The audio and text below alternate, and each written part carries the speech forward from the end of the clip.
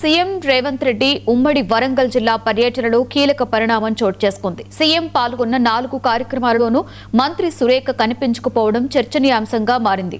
దేవాదాయ శాఖ మంత్రి లేకుండానే సీఎం రేవంత్ రెడ్డి మేడారం పనులను పరిశీలించారు. అటు పరకాల సభలోనూ సురేఖ గైహాజరు కావడంతో రాజకీయ వర్గాలలో ఉత్కంఠ నెలకొంది. మరొక వైపు వచ్చే ఎన్నికల్లో పరకాల నుండి రేవూరి ప్రకాష్ రెడ్డి పోటీ చేస్తారని సీఎం ప్రకటించారు. రేవూరి ప్రకాష్ రెడ్డిని ఆశీర్వదించాలని సీఎం పిలుపునివ్వడం రాజకీయంగా మరింత చర్చకు దారితీసింది.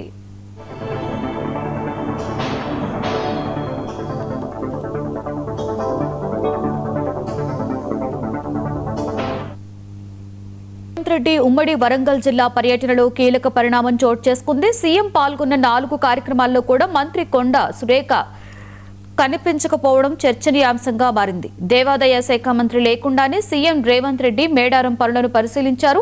అటు పరకాల సభలోనూ సురేఖ గైహాజరు కావడం రాజకీయ వర్గాలలో ఉత్కంఠ నెలకొంది. మరొకవైపు వచ్చే ఎన్నికల్లో పరకాల నుండి రేవూరి ప్రకాష్ రెడ్డి పోటీ చేస్తారని సీఎం ప్రకటించారు. రేవూరి ప్రకాష్ రెడ్డిని ఆశీర్వదించాలని సీఎం పిలుపునివ్వడంతో రాజకీయంగా మరింత చర్చకు దారితీసింది.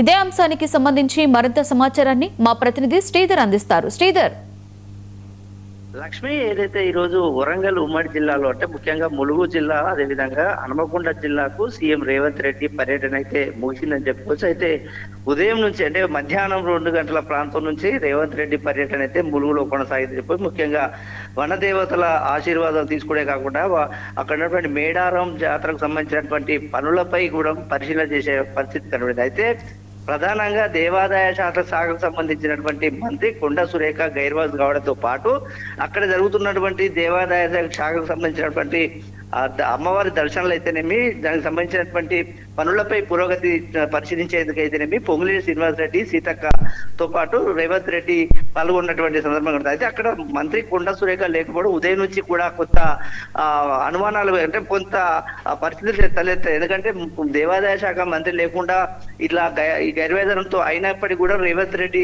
ఒక సీఎం హోదాలో జరిగినటువంటి పరిస్థితులపై ఒక సంఘటన అయితే జరిగింది. అది అక్కడికి వదిలేసిన తర్వాత మళ్ళీ మధ్యాహ్నం అక్కడ కార్యక్రమాల అనంతరము పరకాల నియోజకవర్గం, ముఖ్యంగా హన్మకొండ జిల్లాలోని పరకాల నియోజకవర్గంలో అక్కడ సిట్టింగ్ ఎమ్మెల్యే రేవూరి ప్రకాష్ రెడ్డి సభలో పాల్గొని ఆ సభలో అనేక వ్యాఖ్యలు చేసినప్పటికీ కూడా చివరిగా రేవూరి ప్రకాష్ రెడ్డి ఏదైతే ఇక్కడ పరకాల నియోజకవర్గంలో తానే మళ్ళీ ఎమ్మెల్యే కంటెస్ట్ చేస్తాడు, రాబోయే ఎన్నికల్లో కూడా రేవూరి ప్రకాష్ రెడ్డికి ఓట్లేసి ఘనంగా విజయం సాధించాలని చెప్పేసి అక్కడ నియోజకవాసులను రేవంత్ రెడ్డి అడగడంపై కూడా మరింత అంటే అక్కడ పరిస్థితి చేజార్పినట్టుగా తెలుస్తోంది. ముఖ్యంగా రేవూరి ప్రకాష్ రెడ్డికి కొండా సురేఖకు గతంలో ఉన్నటువంటి వైరం కూడా గతంలో చూసాము. ఆ రోజుల్లో కూడా వారిద్దరికి బాహాబాయిగా మాటలు కూడా తలెత్తాయి.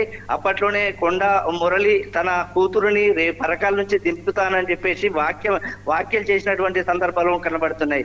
అయితే ఈ రోజు జరుగుతున్నటువంటి రేవంత్ రెడ్డి పర్యటనలో కొండా సురేఖ గైర్వాజరు అవడం వెనకాల కూడా కొంత ఉన్నది అని చెప్పేసి మాత్రం ఊహాగానాలు వినబడుతున్నాయి. ముఖ్యంగా ఈ రోజు రేవూరి ప్రకాష్ రెడ్డి నియోజకవర్గంలో కొండా సురేఖ సమక్షంలో అంటే మంత్రుల సమక్షంలోనే ఆడ అనౌన్స్మెంట్ చేస్తాననే సంఘటన కూడా ముందస్తుగానే తెలిసినట్టుగా రాజకీయ విశ్లేషకులు చెప్పుకుంటున్నటువంటి సందర్భం. అయితే అందుకోసమే ఈ రోజు కొండా సురేఖ గైర్వాజర్ అయినట్టుగా కూడా తెలుస్తుంది. ముఖ్యంగా రేవూరి ప్రకాష్ రెడ్డిని పరకాల నియోజకవర్గంలో మరొకసారి బరిలో దింపుతామని రేవంత్ రెడ్డి చేసిన వ్యాఖ్యలు, ఇది కూడా రాష్ట్రంలో ఉన్నటువంటి 119 నియోజకవర్గాలు ఇప్పటి వరకు కూడా ఏ నియోజకవర్గంలో కూడా ఒక అభ్యర్థిని మరియు సిట్టింగ్ ఎమ్మెల్యేను మరోసారి దింపుతామని చెప్పినటువంటి వ్యాఖ్యలు రేవంత్ రెడ్డి ఇప్పటి వరకు కూడా ఎక్కడ కూడా చేసిన సందర్భాలు తొలిసారిగా తన నోటి నుంచి సిట్టింగ్ ఎమ్మెల్యే అయినటువంటి పరకాల రేవూరి ప్రకాష్ రెడ్డిని మరొకసారి అభ్యర్థిగా నిలబెడతాం, తనకే ఓట్లు వేయాలని చెప్పడం మాత్రం కొండా సురేఖకు కొండా ఫ్యామిలీకి పెద్ద ఎత్తున ఒక కౌంటర్ గా కూడా ఏర్పడుతుందనేది మాత్రం స్పష్టంగా అర్థమవుతుంది. ముఖ్యంగా దేవాదాయ శాఖ